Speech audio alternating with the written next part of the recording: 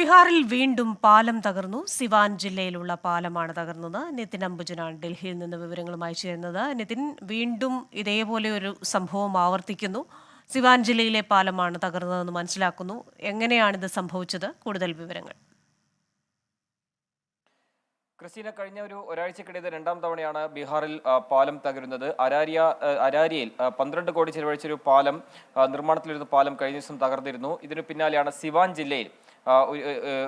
ജില്ലയിൽ ഒരു ഗ്രാമത്തിലുള്ള പാലം തകർന്നിരിക്കുന്നത്. ദർഭംഗ ജില്ലയിലെ രാംഗഡുമായി ബന്ധിപ്പിക്കുന്ന പാലമാണ് തകർന്നത്. ഏതാണ്ട് 40 വർഷം പഴക്കമുള്ള പാലമാണെന്നാണ് ഇപ്പോൾ നാട്ടുകാർ പറയുന്നത്. നിർമ്മാണത്തിന്റെ അപാകതയും അതോടൊപ്പം അത് പരിപാലിച്ച രീതിയുമെല്ലാം തന്നെ അതിനെതിരെയാണ് ഇപ്പോൾ നാട്ടുകാർ രംഗത്ത് വന്നിരിക്കുന്നത്. മാത്രമല്ല, ഇത് അറ്റകുറ്റപ്പണിയെല്ലാം തന്നെ വേണമെന്നൊരു ആവശ്യം നിരന്തരമായി നാട്ടുകാർ ഉന്നയിക്കുന്നുണ്ട്. ഇതിനിടയിലാണ് ഇപ്പോൾ പാലം തകർന്നിരിക്കുന്നത്. അതിന്റെ വലിയ പ്രതിഷേധം ഇപ്പോൾ നാട്ടുകാർ അറിയിക്കുകയാണ്. അതോടൊപ്പം തന്നെ ഈ ഒരു വിഷയം രാഷ്ട്രീയമായി തന്നെ ഇപ്പോൾ RJD ഉന്നയിക്കുന്നുണ്ട്. പ്രത്യേകിച്ചും NDS ഭരണത്തിലിരിക്കുന്ന ഘട്ടത്തിൽ 2 പാലങ്ങൾ തകരുന്നുണ്ട്. അങ്ങനെ പാലത്തിന്റെ ബലക്ഷയമടക്കമുള്ള കാര്യങ്ങൾ ചൂണ്ടിക്കാട്ടി വലിയ പ്രതിഷേധം ഇപ്പോൾ ഈ മേഖലയിൽ ഉണ്ടായിട്ടുണ്ട്. സിവാനിലാണ് ഈ സംഭവം. ഏതാണ്ട് ഇന്ന് രാവിലെയോടുകൂടി തന്നെയാണ് ഈ പാലം തകർന്നതെന്നാണ് ഇപ്പോൾ നാട്ടുകാരടക്കം പറയുന്ന ഒരു കാര്യം.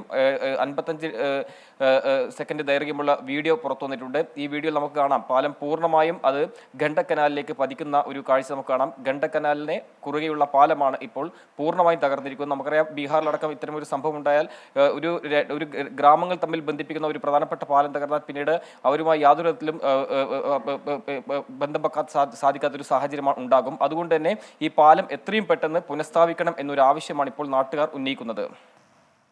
ശരി, ബീഹാറിൽ വീണ്ടും പാലം തകർന്നു. പലപ്പോഴും പല ഗ്രാമങ്ങളും തമ്മിലുള്ള ബന്ധം കൂടിയാണ് ഇത്തരത്തിൽ പാലം തകരുമ്പോൾ തകരുന്നത്. സിവാൻ ജില്ലയിലുള്ള പാലമാണ് തകർന്നത്. വിവരങ്ങളുമായി ചേർന്നത് ഡൽഹിയിൽ നിന്ന് നിതിൻ അംബുജനാണ്.